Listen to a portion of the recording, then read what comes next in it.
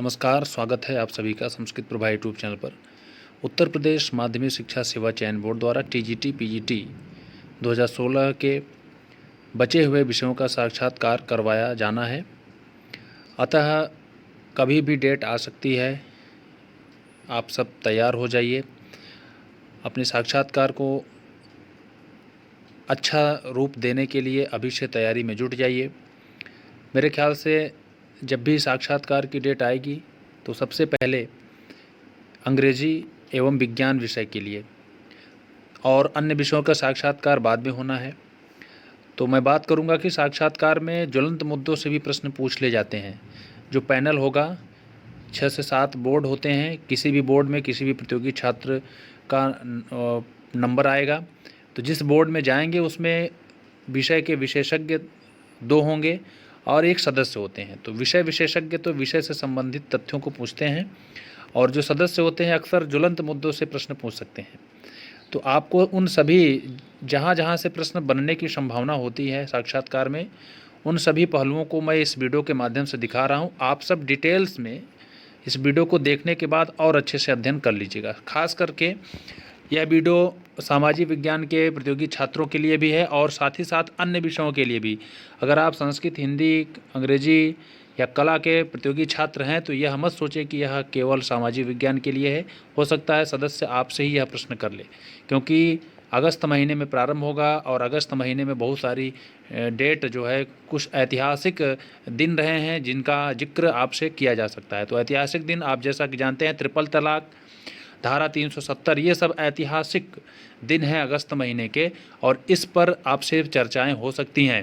भारत छोड़ो आंदोलन, 15 अगस्त भारतीय स्वतंत्रता दिवस, 19 अगस्त विश्व मानवीय दिवस, 20 अगस्त सद्भावना दिवस, 5 अगस्त को 370 खत्म होना जैसे ऐतिहासिक सुनहरे लफ्ज़ों में लिखे जाने वाले दिन हैं।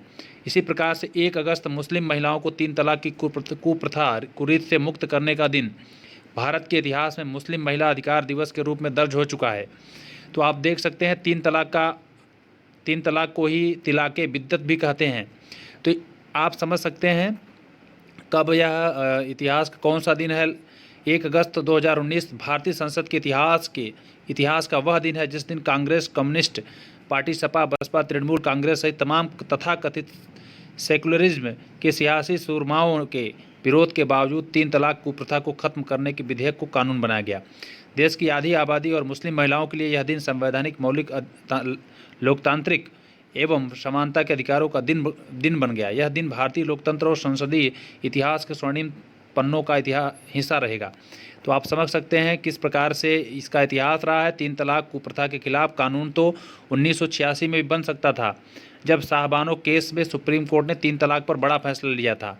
तो इसके इतिहास में आप डिटेल्स में आप पढ़ सकते हैं और भी अच्छी चीज़ों को जान सकते हैं। और बहुत ही अच्छा एक मुद्दा है धारा 370। जी हाँ, अलगाववाद का जो चैप्टर था एनसीईआरटी के बुक में राजनीति विज्ञान में कक्षा 12 के, वह ख़त्म कर दिया गया है। तो ट्रिपल तलाक के बारे में अच्छे से अध्ययन कर लीजिएगा। कब ख़त्म किया गया, उसका इतिहास क्या था, उसका कानून कैसे बना, उसका क्या प्रावधान है, कितने वर्ष की सज़ा है, किसको सज़ा होना है, इन सभी मुद्दों पर अच्छे से आप लोग अध्ययन कर लीजिएगा। आप स्क्रीन पर देख सकते हैं।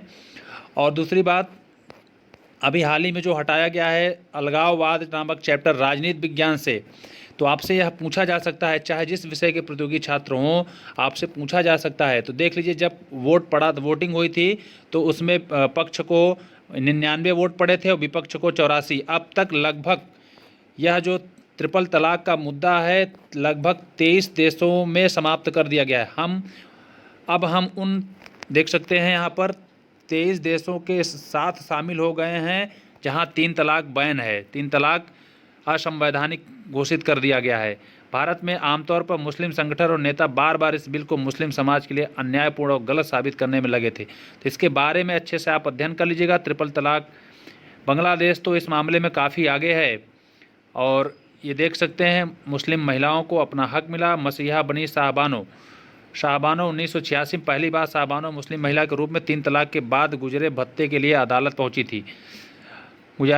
इसके बाद से ही देश भर में तीन तलाक के खिलाफ माहौल बनने लगा था। जब कभी मुस्लिम महिलाओं के अधिकारों को लेकर कोई बहस चलती है तब साहबानो के केस को याद किया जाता है, क्योंकि यह पहला इतिहास इतना बड़ा और चर्चित मुकदमा था जिसने पूरे देश को आंदोलित कर दिया था। यहाँ तक कि तत्कालीन प्रधानमंत्री राजीव गांधी के ने इसके चलते जो फैसले लिए उसके दूरगामी परिणाम वो हुए जिसके बारे में किसी ने कभी नहीं सोचा। देख सकते हैं राजीव गांधी सरकार भी वाहवाही लूट सकती थी। 50 साल पहले संघर्ष की वो शुरुआत। इस प्रकार से आप देख सकते हैं इसमें कड़े प्रावधान हैं। संशोधित बिल से जुड़ी 5 अहम बातें। 3 तलाक कानून गैर जमानती रहेगा, लेकिन आरोपी जमानत मांगने के लिए सुनवाई से पहले भी मजिस्ट्रेट से गुहार लगा सकते हैं। गैर जमानती कानून के तहत जमानत थाने में ही नहीं दी जा सकती।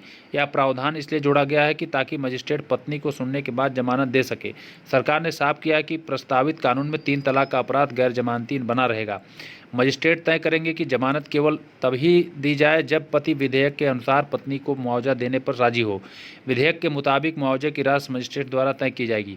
पुलिस केवल तब प्राथमिकी दर्ज करेगी जब पीड़ित पत्नी उसके किसी करीबी संबंधी या शादी के बाद उसके रिश्तेदार बने किसी व्यक्ति की ओर से पुलिस से गुहार लगाई जाती है। विधेयक के अनुसार मुआवजे की राशि मजिस्ट्रेट द्वारा तय की जाएगी। एक अन्य संशोधन यह स्पष्ट करता है कि पुलिस केवल तब प्राथमिकी दर्ज करेगी जब पीड़ित पत्नी उसके किसी करीबी संबंधी। तो आप देख सकते हैं, और ये बहुत ही अच्छी खबर है और आपके लिए है, साक्षात्कार से संबंधित है। 21 जुलाई 2020 को राष्ट्रीय शैक्षिक अनुसंधान एवं प्रशिक्षण परिषद NCERT ने 12वीं कक्षा की राजनीति विज्ञान पुस्तक के एक पाठ में संशोधन करते हुए इसमें से जम्मू कश्मीर में अलगाववादी राजनीति पर पैराग्राफ को हटा दिया है और पिछले वर्ष प्रदेश के विशेष दर्जे को खत्म करने का संक्षिप्त उल्लेख किया गया है। अर्थात 370 कैसे खत्म हुआ है, 370 के बारे में और 35A, इन सभी मुद्दों पर अच्छे से अध्ययन कर लीजिएगा।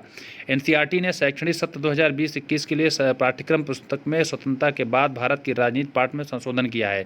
पाठ से अलगाववाद और उसके आगे को हटा दिया गया है, जबकि अनुच्छेद 370 को समाप्त करने के विषय को क्षेत्रीय आकांक्षाओं विषय के तहत शामिल किया गया है। गौरतलब है कि पिछले वर्ष 5 अगस्त को केंद्र सरकार ने जम्मू कश्मीर राज्य के विशेष दर्जे को समाप्त करते हुए प्रदेश को 2 केंद्र शासित प्रदेशों जम्मू कश्मीर तथा लद्दाख में विभाजित कर दिया था।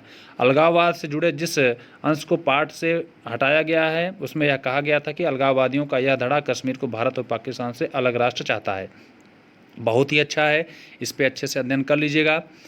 370 के प्रावधान हटाने का उल्लेख किया गया है, जो चैप्टर जोड़ा गया है तो राजनीति विज्ञान से हटाया गया है। संशोधित पाठ्यपुस्तक में 2002 के बाद से जम्मू कश्मीर में होने वाले घटनाओं का जिक्र किया गया है।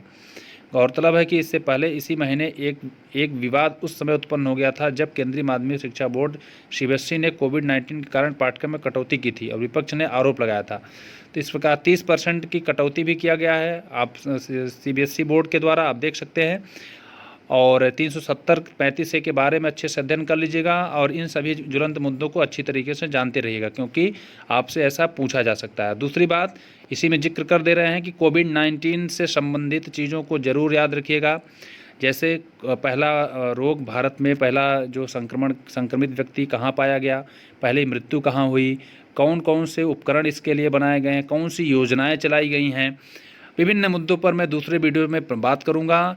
और अभी चीन और भारत का जो मुद्दा है गलवान घाटी से संबंधित भी प्रश्न पूछे जा सकते हैं। और अभी हाल ही में राजस्थान सरकार से संबंधित प्रश्न पूछे जा सकते हैं। उत्तर प्रदेश सरकार की कोविड-19 से संबंधित जो भी योजनाएं हैं, कमियां और खामियां, सभी अध्ययन अच्छे से करते रहिए। और भी वीडियो के साथ आप सबके पुनः दूसरे वीडियो के माध्यम से आप सबसे मुलाकात होगी। आज के लिए इतना ही, धन्यवाद। अच्छा लगेगा तो एक बार इस वीडियो को लाइक करिएगा। जो हमारे नए श्रोता है चैनल को सब्सक्राइब कर लेंगे, बेल आइकन को दबा देंगे ताकि नोटिफिकेशन के माध्यम से आप तक सभी सूचनाएँ प्राप्त हो।